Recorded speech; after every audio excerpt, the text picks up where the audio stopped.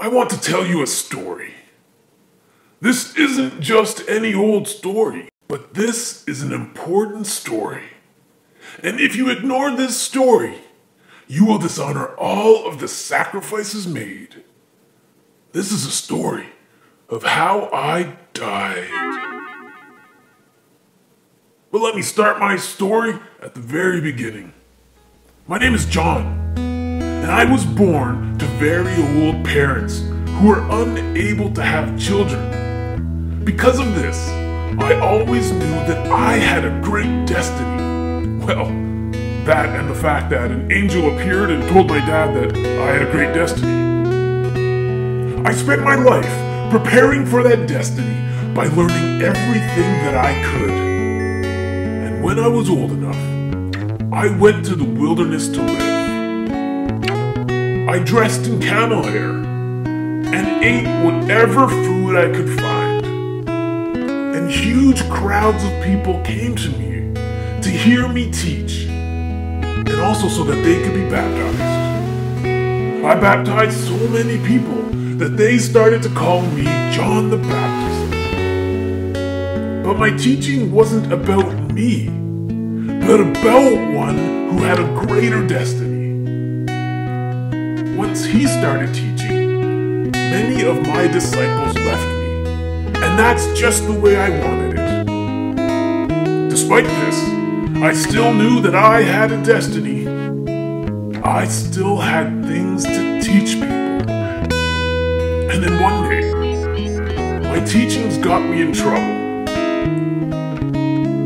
I started to teach about the life of Herod, a man who ruled over us.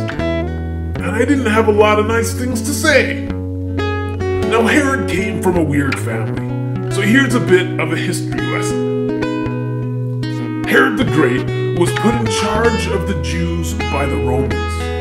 He was called King of the Jews. He married a woman named Mariamne. He had a son by her named Aristobulus, and Aristobulus had a daughter named Herodias. And then Herod the Great killed Aristobulus.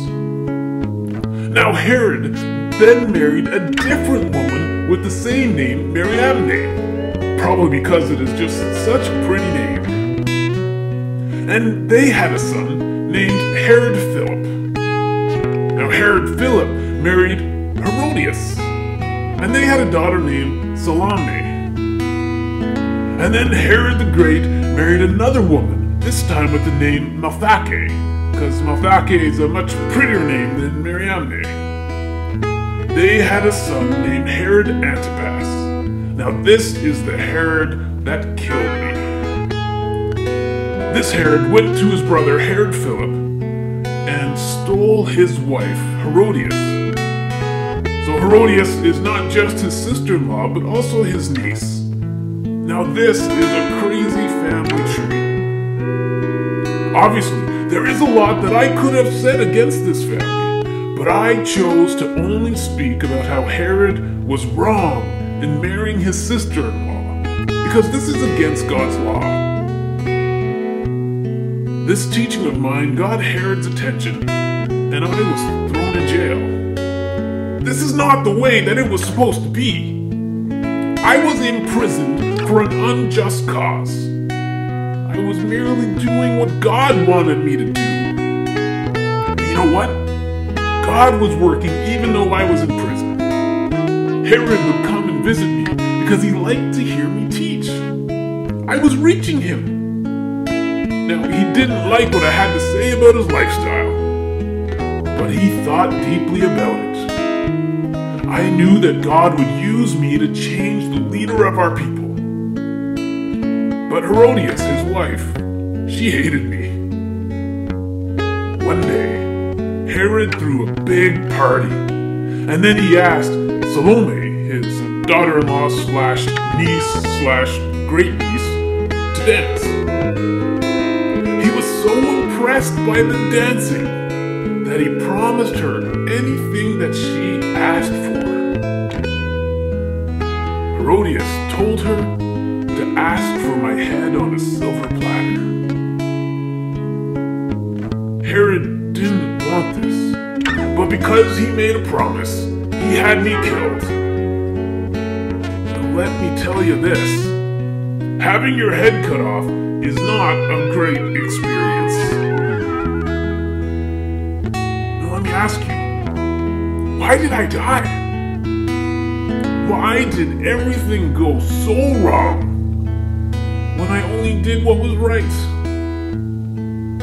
It is because God never promises an easy life.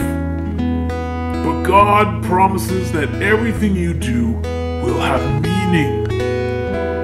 Sometimes following God will help you make friends, just like Herod respected my teaching.